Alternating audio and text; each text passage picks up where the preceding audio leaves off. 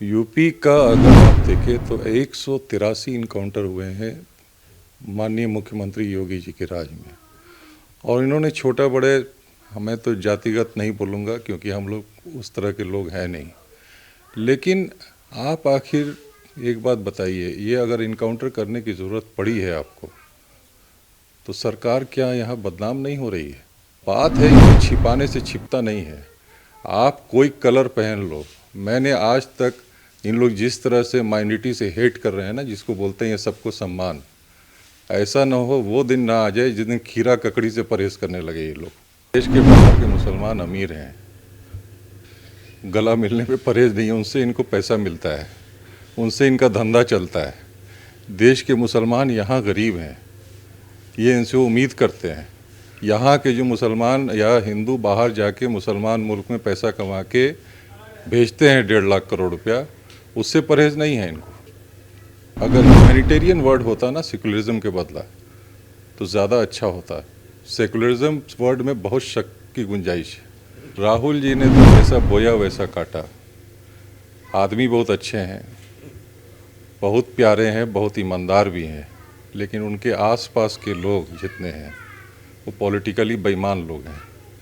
उन्होंने जितने लोगों पे भरोसा किया, उनको खुद समझ में आ गया होगा कि उनके पॉलिटिकल बेईमान लोग कहाँ बैठे हैं। हम लोगों ने धनबाद में देखा था।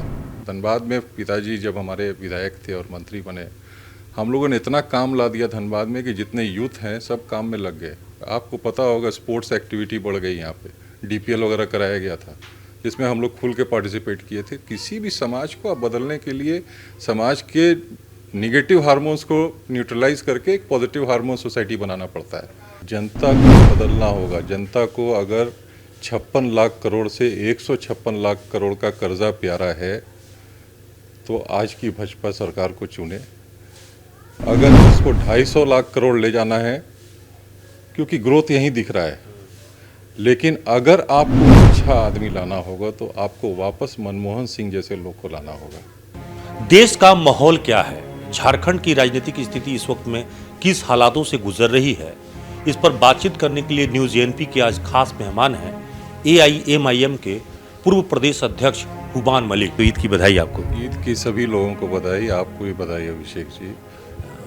चुनाव तो अभी अगले साल आएंगे, मतलब 2024 में लोकसभा और विधानसभा दोनों आएंगे। झारखंड का भी विधानसभा चुनाव आएगा और लोकसभा का चुनाव, तो चुनाव में तो वक्त है, लेकिन माहौल क्या है देश का अभी? देखिए, वो आपको दिख ही रहा है, सब अपने अपने तरह से तैयारी कर रहे हैं। कोई धरने पे बैठा हुआ है, कोई अपने आप को दिखा रहा है कि हम कितना प्रशासन सुधार सकते हैं। जबकि आपको ताज्जुब होगा कि जिस प्रदेश को देश का उत्तम राज्य बनाने की भाजपा ने कसम खाई थी, वहाँ किस तरह से उत्तम बनाया जा रहा है ये आपसे छुपा नहीं है। मेरे अपने देश के लोग अगर क्रिमिनल बनते हैं, वो जिम्मेदारी किसकी है? जो लोग सरकार में हैं कई वर्षों से, अगर वो क्रिमिनल बना रहे हैं, आपको भी पता है कि पहले थाना में वसूली की जाती है, स्कूल को दूर कर दिया जाता है बच्चों को बचपन में ही, और उसके बाद जब ये लड़के गलत रास्ते में चले जाते हैं तो थाना इनसे वसूली करती है। थोड़ा और प्रमोशन होता है तो राज्य के नेता वसूली करते हैं। नहीं, लेकिन जिस यूपी की बात आप चर्चा छेड़ रहे हैं, उस यूपी में पिछले 2 दशक से हमारी जो अभी तक नज़र वहाँ पे गई है, उसमें दिखा कि वो बाहुबलियों का स्टेट के रूप में तब्दील हो गया, माफियाओं का, बदमाशों का, अपराधियों का। ऐसा क्यों हो गया कि वो शूटर प्रदेश के रूप में विख्यात हो गया, जबकि वहाँ कायदे से पढ़ा लिखा लोग काफ़ी हैं, IAS IPS निकलते हैं, अच्छी तालीम वहाँ से निकलते हैं और देश दुनिया में नाम कमा रहे हैं। फिर ऐसी हालत क्यों हो गई? तो पहले अपराध और राजनीति दोनों में दूरी होती थी, वहाँ पे चीज़ें खत्म हो गई और अपराधी ही राजनीति में आकर विधायक सांसद बन गया। सारी बातें तो आपने कह दी, लेकिन ये होता किसके संरक्षण से? आप ये भी तो देखिए सच्चाई। जिन लोगों ने, चाहे वो मेरी पिछली जो मेरे पार्टी थी, जो सो कॉल्ड सेकुलरिज्म का सर्टिफिकेट बांटती थी, आखिर ऐसा क्यों है कि मेजॉरिटी कम्युनिटी हो या माइनॉरिटी कम्युनिटी हो, डॉक्टर राजेंद्र प्रसाद जहाँ पैदा हुए हों, जवाहरलाल नेहरू जहाँ पैदा हुए हों, जहाँ डॉक्टर अब्दुल कलाम पैदा हुए हों, वहाँ ऐसे बाहुबली हो, चाहे ब्रजेश सिंह हो, धनंजय सिंह हो, चाहे मुख्तार अंसारी हो, आखिर इतने मुख्तार अंसारी साहब के बारे में तो पता चला मुझे कि उनकी जो उनके फादर थे वो कश्मीर को जो आज का इंडियन ऑक्युपाइड कश्मीर जिसको बोलते हैं, जो हमारा कश्मीर है, उसको इन लोगों ने आज़ाद करा के लाया था। तो आखिर ऐसा परिवार इतने बड़े स्टेट से, जहाँ से कई प्रधानमंत्री पैदा हुए हैं, इस लाइन में कैसे चले गए? और मुझे तो ये भी पता चला कि गरीबों के मसीहा को वहाँ क्रिमिनल बोला जाता है।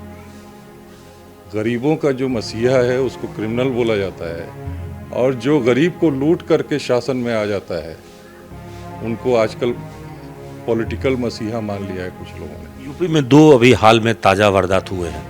एक जो पुलिस ने इनकाउंटर किया अतीक अहमद के बेटे का, जिसमें अतीक अहमद के बेटा और एक गुलाम जो इनकाउंटर में मारे गए असद के साथ, और दूसरा ठीक कुछ ही दिन बाद अतीक अहमद और उनके भाई अशरफ दोनों का अन्य दूसरे अपराधियों ने उसको पुलिस के सामने ही मार दिया। ये दोनों वारदातें क्या कह रहा है?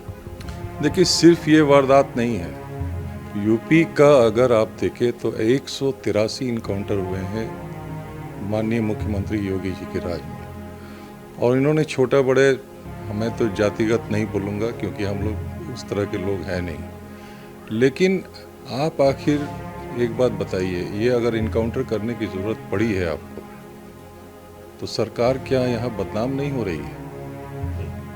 सरकार आखिर अपने लोगों को गोली मार रही है दौड़ा दौड़ा के, तो आखिर ये गोली मारने की ज़रूरत पड़ी क्यों? तो फिर कोर्ट का क्या होगा, न्यायपालिका के ये संविधान का क्या होगा, फिर कोर्ट पुलिस काहे के लिए? देखिए, कोर्ट और पुलिस तो बाद में आती है जब आप जस्टिस मांगते हैं, लेकिन मैं बोलता हूँ कि जिस राज्य में गरीबी है इतनी ज़्यादा, क्या वहाँ basic education, basic health system, basic आपको जो सर्विसेज है गवर्नमेंट की, वो पब्लिक तक पहुँचा पाए?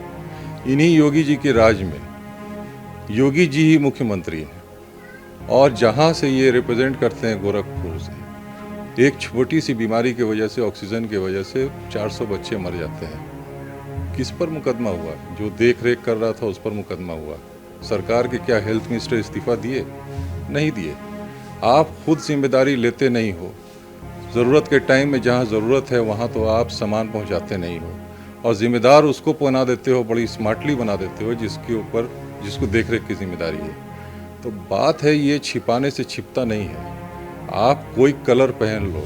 मैंने आज तक इन लोग जिस तरह से माइनॉरिटी से हेट कर रहे हैं ना, जिसको बोलते हैं ये सबको सम्मान, ऐसा ना हो वो दिन ना आ जाए जिस दिन खीरा ककड़ी से परहेज करने लगे ये लोग। कलर का भी भेद होने। आज जिस तरह से मैं देख रहा हूँ इनको, एक तरह से इन लोगों ने एक परसेप्शन जो बनाने की कोशिश की है। मुझे कुछ लोगों ने कहा कि आपके इसमें कलाम है, आप क्यों नहीं मानते? तो मैंने ये उनको साफ साफ जवाब दिया, आपके यहाँ डॉक्टर राजेंद्र प्रसाद है, जवाहरलाल नेहरू हैं, आपको लाल बहादुर शास्त्री हैं, आपको आखिर इतनी बड़ी मेजॉरिटी कम्युनिटी है 70 बरस में, आपको क्रिमिनली पैदा FIR चार्जशीटेड आदमी ही मिला था प्रधानमंत्री और मुख्यमंत्री बनाने के लिए, जिसके ऊपर टेंटेड हैं।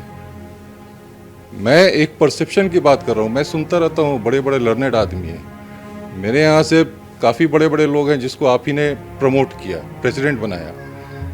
आपके यहाँ से भी डॉक्टर राजेंद्र प्रसाद और जवाहरलाल नेहरू और लाल बहादुर शास्त्री जैसे ईमानदार आदमी थे। कभी इन लोगों पर तो इल्ज़ाम नहीं लगा कि अडानी को सपोर्ट कर रहे हैं, हालांकि उद्योगपति उस वक्त भी थे।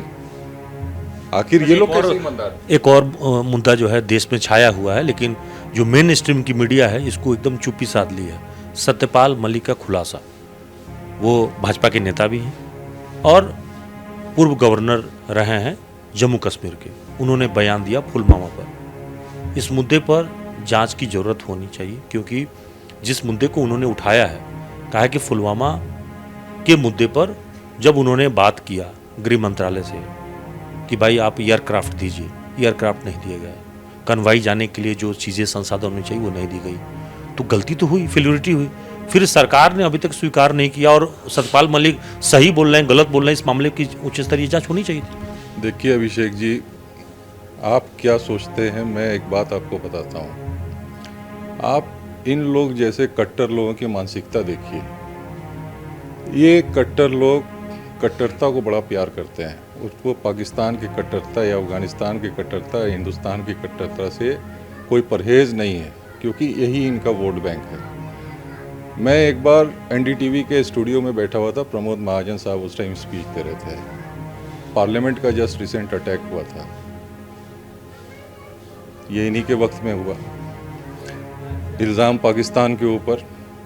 जलेबी खाने कौन गया पाकिस्तान? बिना बुलावे जलेबी खाने कौन गया पाकिस्तान? मोदी जी गए। उसके पहले जिन्ना के मज़ार पे कौन गए? आडवाणी जी गए। मैंने किसी और राष्ट्रपति या प्रधानमंत्री को आज तक मैंने जो इतिहास पढ़ा है उसमें जिन्ना के मज़ार पे कोई भी प्रधानमंत्री हिंदुस्तान का रिस्पेक्ट देने नहीं गया। कोई वजह तो होगा। जिसके दिल में खुन्नस होगा वो जाएगा, जिसके दिल में मोहब्बत है वो वहाँ जाएगा। हम आखिर ख्वाजा बाबा के पास क्यों जाते हैं? क्योंकि भाई हमारी मोहब्बत है। हिंदू भी जाते हैं, मुसलमान भी जाते हैं। लेकिन आप कहीं जा रहे हो और जिन्ना के मज़ार पे स्पेशली जा रहे हो, तो ये बताता है ना कि आपको जिन्ना से मोहब्बत है कि नहीं है। तो किसने फ़ायदा उठाया जिन्ना का हिंदुस्तान में? लेकिन देश के बाहर मुसलमानों से प्यार और देश में आपसी जो है मतभेद, द्वेष, ये कैसे चलेगा? देखिए, देश के बाहर के मुसलमान अमीर हैं, गला मिलने पे परहेज नहीं है, उनसे इनको पैसा मिलता है, उनसे इनका धंधा चलता है। देश के मुसलमान यहाँ गरीब हैं, ये इनसे उम्मीद करते हैं।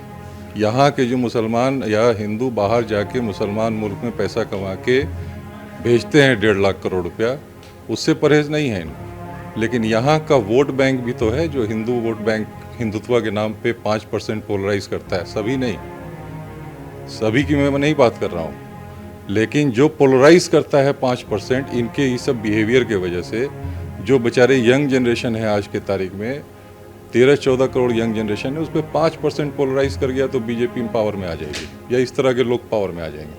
तो उस तरह के वोट बैंक को पोलराइज करने के लिए ठीक 1 साल पहले ये सब जो कांड आप देख रहे हैं ना, ये सब वही सब शुरू हो गया है। लेकिन मैं तो सचेत करूँगा कि 2024 के बाद आप अगर इनको और बढ़ाओगे तो फिर वो दिन दूर नहीं कि एक और यहाँ पे ये जो हालात अभी आप देख रहे हैं इससे भी बदतर हालात हो जाएगी। आज आप 1.5 लाख मतलब आप जो कर्जा लिए हो सिर्फ कंट्री में, वो भी देखो आप कि हम लोग कितने कर्जदार हो गए। कोई कंट्री 56 लाख करोड़ से 156 लाख करोड़ अगर 10 साल में हो जाता है तो उस कर्जे पे लिए हुए डेवलपमेंट को डेवलपमेंट नहीं कहते हैं। अगर ये कर्जा लेके हमको फ़ायदा हो रहा हो तो समझ में आता है, लेकिन ये कर्जा लेके आपके यहाँ अमीर कौन हो रहा है वो आपको मालूम है, और ये कर्जा लेकर के किसको फ़ायदा पहुँच रहा है ये भी आपको मालूम है। तो ये आपको अपने ये हालात, हम आप पर उम्मीद कर रहे हैं कि आप हमारे देश को आगे बढ़ाओगे।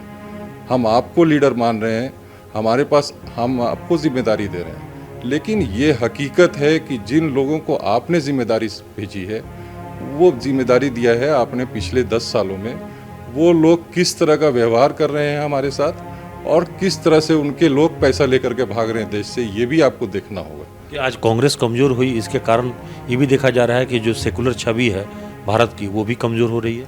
देखिए, कुछ हद तक कांग्रेस नहीं, इसका तो मैं श्रेय दूंगा आपको अगर मैं बोलना शुरू करूंगा।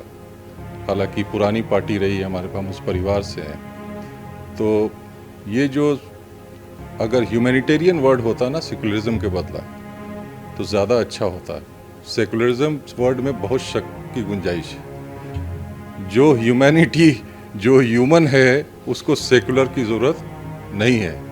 जो ह्यूमन नहीं है उसी को सेकुलर और कम्युनल की ज़रूरत तो है। अब तो ज़्यादा सैडो सेकुलरिज्म होने जगह है या सूडो सेकुलरिज्म। देखिए, जो मैंने देखा है, अगर मैं खुल के वो बोलना शुरू करूँगा तो शायद तकलीफ़ आपको भी हो जाएगी, लेकिन मैं नहीं चाहता कि मैं अपने जहाँ मैं रहता हूँ उनसे मैं उम्मीद करता हूँ कि पॉलिसी में कम से कम आप ईमानदार रहो। मैं एक छोटा सा एग्जांपल देता हूँ। मैं एक अपना मार्कशीट लेने गया अजमेर, उसमें मार्कशीट में लिखा था कि उर्दू का भी आप एग्ज़ाम दे सकते हो, लेकिन केंद्रीय विद्यालय कांग्रेस बनाई। आज जितने भी केंद्रीय विद्यालय हैं मैक्सिमम कन्वर्ट हो गए डीएवी या इसमें, मगर केंद्रीय विद्यालय आज भी है सेंट्रल गवर्नमेंट के अंडर में। लेकिन आप बताइए अभिषेक जी, केंद्रीय विद्यालय में क्या आपने उर्दू और अरबी टीचर की बहाली देखी है? नहीं, अभी तक तो हमने नहीं देखा। मैंने संस्कृत पढ़ा है, मैंने इंग्लिश भी पढ़ा है, लेकिन मैंने उर्दू और अरबी केंद्रीय विद्यालय में नहीं पढ़ा है। नहीं, हम लोग के विद्यालय में भी, सरकारी विद्यालय में नहीं पढ़ाई होती थी, उर्दू पढ़े नहीं। हाँ, तो पहले मदारिस जिसको स्कूल बोलते थे हम लोग, पहले जब ये मुगलों के टाइम में आता था, मदारिस जिसको बोलते हैं, मदरसा भी बोलते हैं। तो उस मदरसा में क्या होता था कि आपको संस्कृत भी पढ़ सकते हैं, अरबी भी पढ़ सकते हैं, उर्दू भी पढ़ सकते हैं, सारे लोग, सारे टीचर्स होते थे। ये आपके ऊपर है। तो आप देखे होंगे कि हिंदू कम्युनिटी से कई लोग अरबी उर्दू जानते थे और बहुत अच्छी उर्दू, इवन मुसलमान से भी अच्छी उर्दू बोलते थे, और माहौल था उस तरह का बना हुआ। लेकिन 60 वर्षों में कांग्रेस ने क्या इस केंद्रीय विद्यालय को जो डेवलप किया, जिस स्कूल में हम लोग पढ़े, संस्कृत तो हमने पढ़ा, लेकिन एक सेकंड लार्जेस्ट कम्युनिटी को आपने उर्दू और अरबी से सिस्टम से दूर कर दिया, बच्चा को पढ़ना ही नहीं दिया। नहीं तो नया वाला तो जो अभी मौजूदा शासन है, केंद्र शासन, वो तो आपको अब मिडिल पीरियड भी आप नहीं पढ़ पाएंगे, मुगलों का पीरियड ये हटा रहा है। भाई वो माइनर देखिए, मैं बोला ना, मैं डिटेल में नहीं जाना चाहता, मैंने आपको सिर्फ हिंट किया कि 60 बरस में आपको अपने लैंग्वेज से दूर कर दिया। ये अंग्रेज़ों ने सिखाया था कि जिस कम्युनिटी को दूर करना है, सबसे पहले उनका लैंग्वेज उनसे छीन लो, फिर हिस्ट्री। हाँ, फिर हिस्ट्री छीन लो। तो ये अंग्रेज़ का जो दिया हुआ टॉनिक है, ये 60 से 70 बरस में यही चल रहा है। आपको अभी तक अंग्रेज़ की पॉलिसी से दूर नहीं है। 2 दिन पहले आंकड़ा जो जारी हुआ है, हम चाइना से अधिक आबादी वाली देश हो गए हैं। अब हंसे हम लोग या रोएं, समझ में नहीं आ रहा है। इस आबादी के साथ हम लोग करें क्या, क्योंकि बेरोजगारी, महंगाई उसी चरम सीमा पे है, भुखमरी वैसे है, और सरकार करे कि 80 करोड़ लोगों को हम खिला रहे हैं, पेट भर रहा है। बीजेपी पहले आबादी का विरोध करती थी, अब बीजेपी के राज में आबादी बढ़ गई है तो सेलिब्रेट करना चाहिए। सबसे बड़ा बाजार है हम लोग।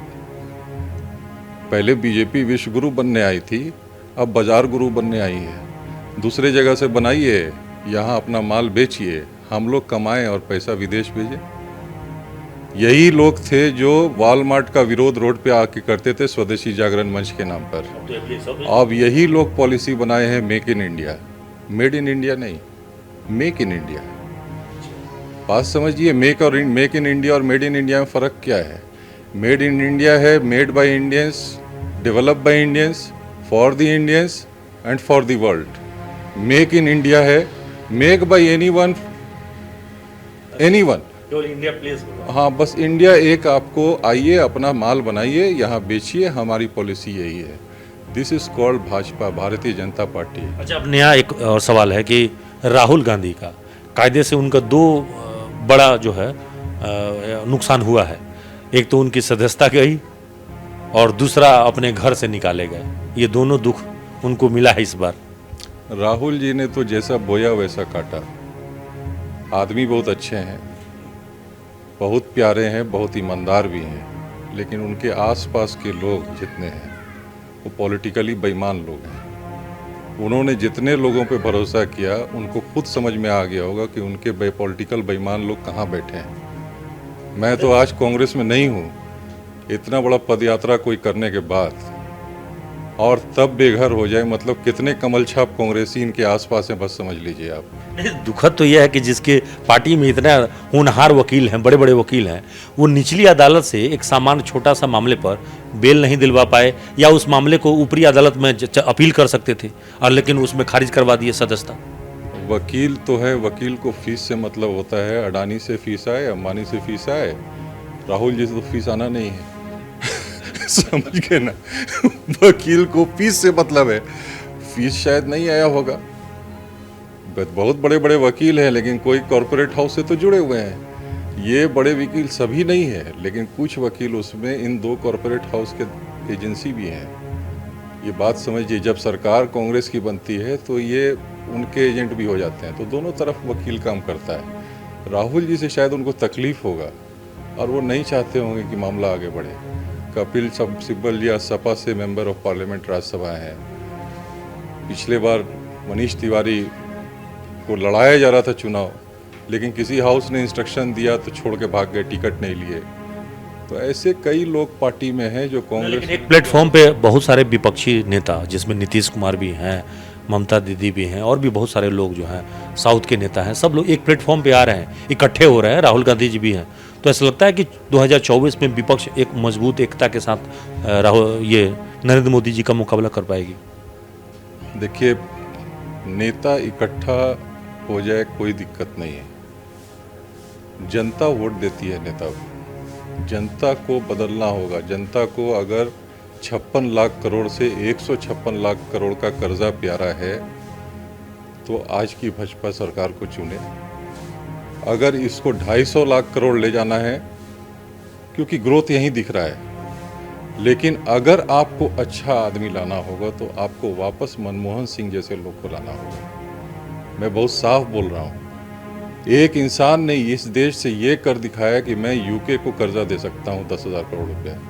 इसी गरीब देश ने, जिस देश ने हम लोग को डोमिनेट किया कई वर्षों तक, पूरे दुनिया को डोमिनेट किया, उस आदमी ने अपने इंटेलेक्चुअल कैपेबिलिटी की वजह से दिखाया। मैं उनका पर्सनली बहुत बड़ा फ़ैन हूँ, क्योंकि मैंने अपना छोटा सा इंडस्ट्री उन्हीं के वक्त लगाया था। अगर जनता को अच्छा नेता चुनना है तो पहले अपने को बदलना होगा। इस तरह से जो कंट्री में एनार्की चल रहा है कि इनको गोली मारो, उनका वोट लो। गोली तो 10,000 से ज़्यादा इनकाउंटर हुआ है यूपी में, सभी मुसलमानों का नहीं हुआ है, इसमें 60-70% हिंदू का हुआ है। आप भी लाचार हो, आपके बीच से सोसाइटी में ऐसे लोग क्यों निकल रहे हैं? पहले तो ऐसा नहीं होता था। मैं यही बोल रहा हूँ, पहले तो ऐसा नहीं होता था। पहले लोगों को स्कूल भेजने की कोशिश की जाती थी, अब तो सीधे कब्रिस्तान और शमशान भेजने की। इनकाउंटर समाधान नहीं है, समाधान संविधान है। भी ये अच्छे समाज की पहचान हो ही नहीं सकती, अच्छे सरकार की ये एफिशिएंसी हो ही नहीं सकती।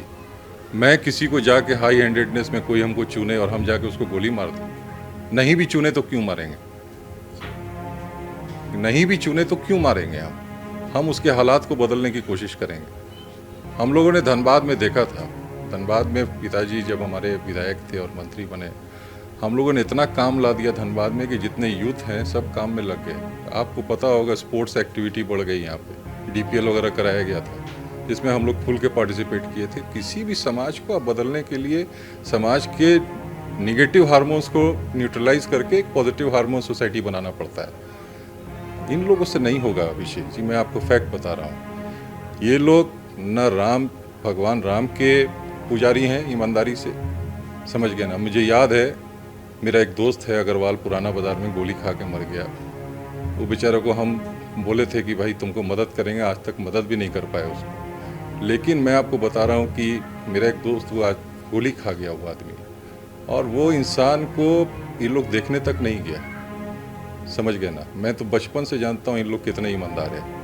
राजेंद्र मार्केट में मैं बैठा हुआ था लिबास टेलर में कपड़ा सिलाने के लिए, बाबरी मस्जिद का आंदोलन हुआ, यहाँ के कुछ हमारे माननीय संसद के कार्यकर्ता हैं आए थे आग लगाने के लिए, तो हम ही लोग भगाए। तो ये आग लगाने वाला टीम है ये। अगर भगवान राम को अगर जो है आग लगाना होता लंका में, तो हनुमान जी तो गए थे वहाँ पर, ठीक से चाहते तो बर्बाद कर देते। प्रभु श्री राम ने जीवन पर्यंत हमेशा त्याग ही किया है।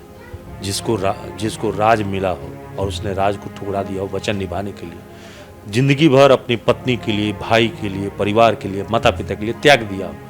और जय श्री राम हमेशा से एक प्रतीक रहा है अभिवादन का और नमस्कार का, उसको प्रतीक बना दिया गया एक दूसरे रूप में।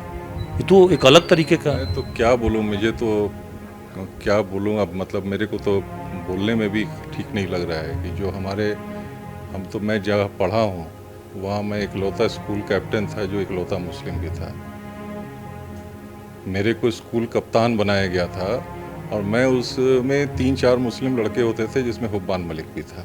आज की तारीख में तो आप सोच भी नहीं सकते हैं स्कूल का कप्तान बनने का, मतलब एमएलए एमपी तो बहुत दूर की बात है, समझ गए ना। मैं ये इन लोगों का जो हालात देख रहा हूँ, जिस तरह से विष यंग लड़कों में डाल रहे हैं, ये अगर फॉरेन चले जाएंगे या कुछ भी चले जाएंगे, जहाँ पे आपको जो यहाँ के माइनॉरिटी है वहाँ मेजॉरिटी है, वहाँ तो जाके ये बोल ही नहीं पाएंगे।